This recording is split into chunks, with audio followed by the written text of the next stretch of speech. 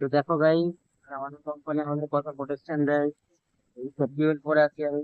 এই দেখো আমার বাধা আছে, বাচ্চাকালে যখন বেঁধে রাখতো আমাকে, সে ফোনটা দেখে ভাই আমাদের কাজটা আলাদা। আর রডের কাজ আলাদা।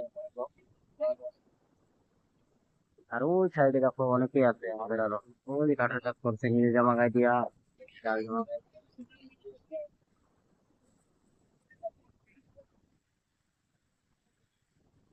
কেমন লাগছে বলো আমাকে?